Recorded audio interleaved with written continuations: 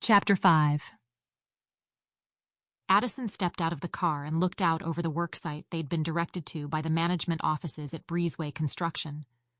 To the right, two men were working with a spool of cable or some sort of wiring. Addison wasn't sure which. Another trio of men were looking at blueprints and schematics on the hood of a truck.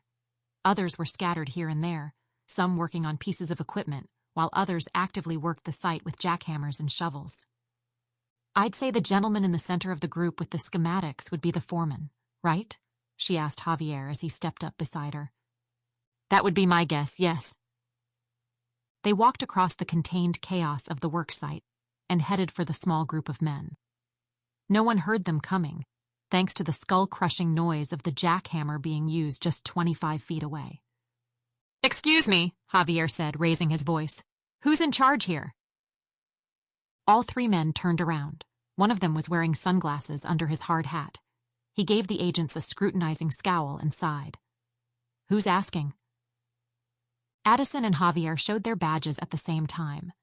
The man looked the IDs over and removed his sunglasses. "Ah, Jesus, what for? I run a smooth, lawful business." "We need to speak to one of your workers," Addison said, also raising her voice. "Can you point us to Carter Mills?" The look that came across the foreman's face wasn't anger. Not exactly. It was more like the look of a father who had just received word that his kid had been sent to the principal's office. Again. With a roll of his eyes, the foreman pointed to the left, his annoyance palpable as he jabbed a finger toward the far end of the site.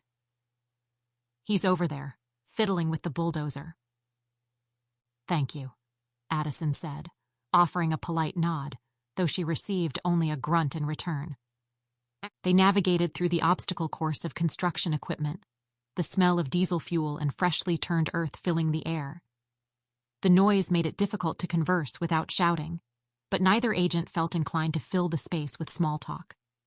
Their focus was singular: Carter Mills, their first suspect. With his construction experience, he certainly fit the bill as far as Addison was concerned. It would have given him a huge advantage in making that ungodly wooden maze. As they drew closer to the bulldozer, Carter emerged from beneath its raised hood, wiping grease-stained hands on a rag. His salt and pepper hair glinted under the harsh sunlight, and his piercing blue eyes locked onto them with a start. "Mr. Mills?" Javier asked. "Yeah?" He didn't look alarmed, just curious at first.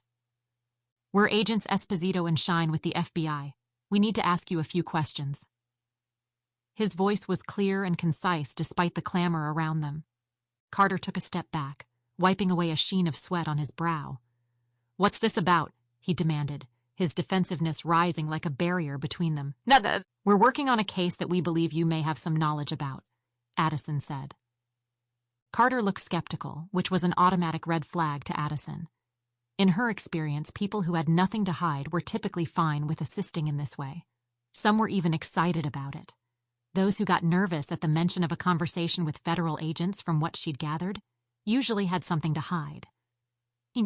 "Look, I don't know what you think you're onto, but I've got work to do," Carter snapped, his gaze flickering to the bulldozer as if contemplating escape.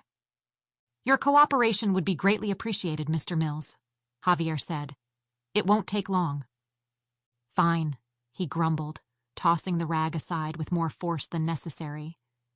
He looked back over to the men Addison and Javier had already spoken to, likely concerned this was going to look bad for him. "Make it quick." Addison eyed Carter Mills, his frame casting a long shadow against the bulldozer. She started with the mundane questions, an attempt to ease into the interrogation without setting off alarms too soon. "Mr. Mills, can you walk us through the role you played with Breezeway Construction putting up the new building for Imogen Properties?" "My role?" he asked, scoffing. "I do pretty much whatever I'm told. Some days it's running the dozer, some days it's running the jackhammer, other days I'm running materials back and forth between sites." "And were there any issues on site during the project for Imogen?" The question seemed to stump him, but he shrugged and looked over toward the foreman. Addison followed his gaze and saw that all three men with the schematics between them were looking in their direction. "Not on my end. I think, if I remember right, One of the dozers had something wrong with the starter near the end of it. But if you want anything more in-depth than that, you need to speak to my supervisor. And during the span of time you worked on that site, were you acquainted with any of the residents? She asked, now going in for the kill. Specifically, 2 young women named Emily and Heather. The change in Carter was immediate. His posture stiffened, his hands forming into fists at his sides. "What's that got to do with my work?" he snapped, his piercing blue eyes suddenly alight with something dark and troubling. "We're just trying to piece things together," Addison pressed, aware of the tension coiling in the air between them. "They mentioned encountering someone matching your description, someone who made them feel uncomfortable." Carter's jaw clenched and he spun on his heel, facing the bulldozer again. "This is ridiculous. I've got a job to do and you're getting in my way," he growled. "And this looks like shit in my supervisor's eyes, so thanks for that." Javier stepped forward, undeterred by the man's growing hostility. "We're not finished here, Mr. Mills. Did you leave notes for Emily? Messages that were crude, threatening even? On her car, I believe?" The accusation hit Carter like a physical blow, his entire body tensing as if ready to spring into action. For a brief moment, Addison saw raw panic in his eyes, the look of a man cornered with his secrets about to spill. Any doubts she might have had vanished in that moment. He was guilty of something. That much was clear. The question, of course, was what? "Mr. Mills," she started, but didn't manage to get a question out because in that moment, without warning, Carter bolted. He pushed past Javier with surprising force. Addison was pretty sure Javier's backward stumble wasn't necessarily because Carter was stronger, but because the movement had been so quick and unexpected that it had taken Javier by total surprise. Meanwhile, as Javier regained his footing, Carter made a beeline across the gravel-strewn lot. "Damn it!" Javier cursed, immediately giving chase. Addison's heart pounded in her chest as she followed, her eyes locked onto Carter's retreating form. Adrenaline surged, sharpening her focus. Dust billowed around her shoes as she sprinted after Javier, just a few strides behind him. Carter was fast, his desperation lending him an almost animalistic swiftness as he darted toward the vehicles parked haphazardly to the right of the construction site. Javier, ever the seasoned agent, was faster. His body moved with practiced agility, muscles honed from years in the field and in the training gym propelling him forward. He weaved through the obstacles littering their path. A stack of pipes here, a mound of earth there, as if he'd already scouted the scene. Which, as far as Addison knew, he had. Addison, though fit, found herself lagging behind. She knew she wasn't fast, though it was something she worked on whenever she could. Still, she did her best to keep up with them as the other workers watched on. They'd all paused, tools hanging idle as they turned to watch the drama unfold before them, expressions ranging from shock to curiosity. Carter reached the row of vehicles and fumbled with a set of keys he pulled from his pocket. Javier was only steps behind now. Addison willed her legs to move faster, cursing the slight stitch forming in her side. Just as Carter's fingers grazed the door handle of his truck, Javier launched himself forward. The 2 men collided with a thud that reverberated across the open space, a cloud of dust erupting from the impact.